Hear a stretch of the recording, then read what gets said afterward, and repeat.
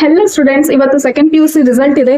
ತುಂಬಾ ಭಯ ಪಡುವಂತ ಅವಶ್ಯಕತೆನೇ ಇಲ್ಲ. ನಿಮಗೆ ರಿಸಲ್ಟ್ ಏನಾದ್ರು ಸ್ಯಾಟಿಸ್ಫ್ಯಾಕ್ಷನ್ ಅನ್ಸಿಲ್ಲ ಅಂತಂದ್ರೆ ಮತ್ತೆ 2 ಚಾನ್ಸ್ ಇದೆ. So don't worry about your result. ನೀವು ಎಷ್ಟು ಚೆನ್ನಾಗಿ ಪ್ರಿಪೇರ್ ಆಗಿದ್ರಿ ಎಕ್ಸಾಮಿಗೆ, ಯಾವ ರೀತಿ ಕಷ್ಟಪಟ್ಟಿದ್ರಿ, ಏನೇನೆಲ್ಲ ಕಲ್ತ್ರಿ, ಅದು ನೆಕ್ಸ್ಟ್ ಲೈಫಿಗೆ ಇಂಪಾರ್ಟೆಂಟ್ ಆಗಿರುತ್ತೆ. Result is nothing but what you have poured in to this 2 years. ಏನೇನು ನೀವು ಶ್ರಮ ಪಟ್ಟಿದ್ದೀರಾ ಅದಕ್ಕೆ ಒಂದು ಎಂಡ್ ಇರುವಂತದ್ದು. ಓಕೆ, ಸೊ ತುಂಬಾ ಟೆನ್ಷನ್ ಮಾಡ್ಕೊಳ್ಳೋಂತ ಅವಶ್ಯಕತೆ ಇಲ್ಲ. ಕೂಲ್ ಆಗಿರಿ, ಆರಾಮಾಗಿರಿ. 1:30ಗೆ ರಿಸಲ್ಟ್ ವೆಬ್ಸೈಟ್ ಅಲ್ಲಿ ಬಿಡುಗಡೆ ಆಗುತ್ತೆ.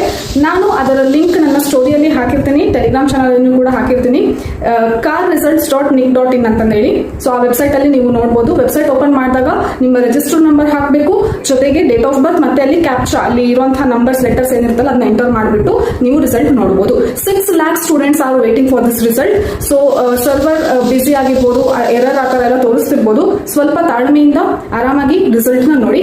Good luck for your results.